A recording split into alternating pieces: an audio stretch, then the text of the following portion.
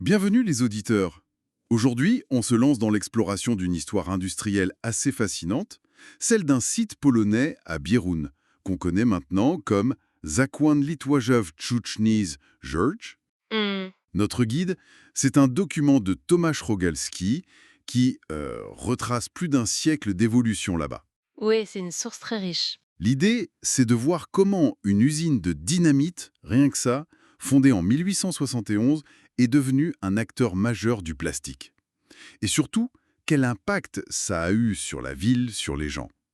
Alors, on commence au tout début, 1871, la Schlesische Sprengstoffabrik. Exactement, une fabrique de dynamite. Et le lieu choisi, c'était pas anodin, isolé, entre des rivières, des marais. Pour la sécurité, j'imagine. Tout à fait. C'était crucial. La dynamite venait d'être inventée par Nobel en 1863, c'était encore tout nouveau et dangereux.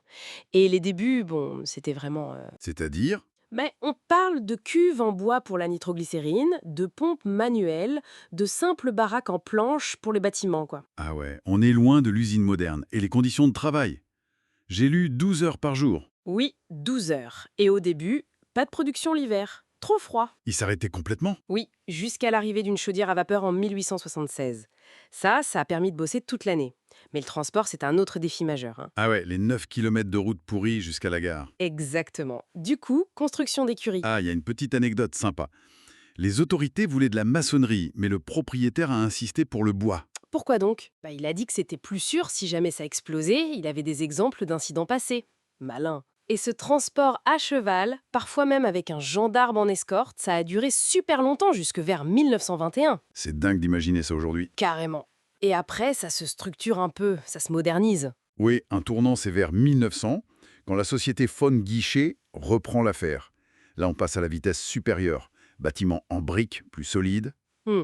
Et surtout, le transport s'améliore enfin. Une voie ferrée de desserte arrive en 1918 et même un petit chemin de fer interne à voie étroite dans l'usine. Ah, ça change tout. Oui, et aussi, nouvelle technologie pour la nitroglycérine et l'électricité qui arrive en 1917.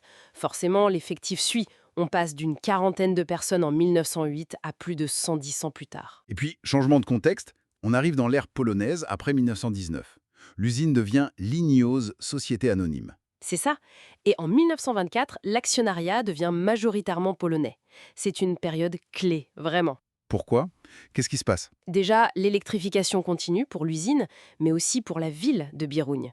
C'est énorme pour la vie locale. Et surtout, ils commencent à produire des initiateurs. Des initiateurs, c'est-à-dire?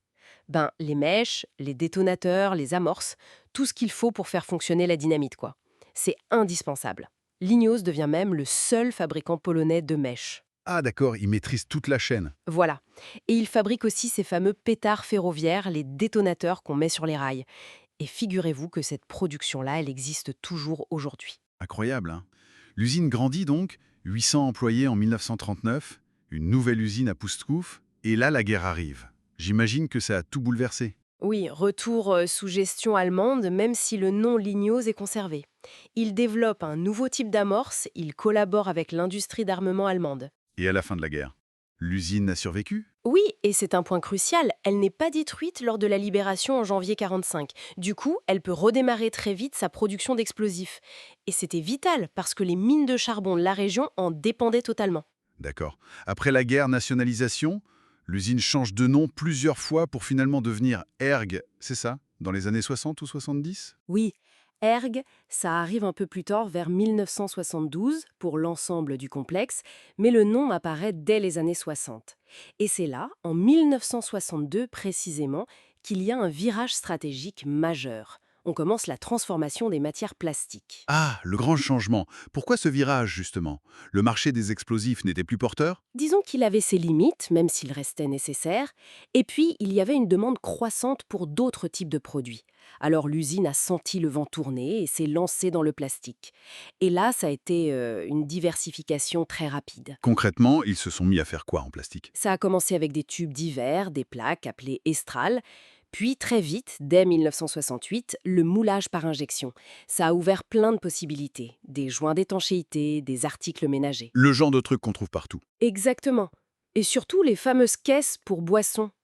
Avant, c'était en bois ou en métal. Lourd, pas pratique. Le plastique, ça a révolutionné ce secteur. J'imagine. Et l'entreprise Erg continue de grandir. Oui, elle absorbe même d'autres usines. À la Gisca-Gournay en 71, à Tcheladj en 85, pour faire des tuyaux, des fenêtres en PVC.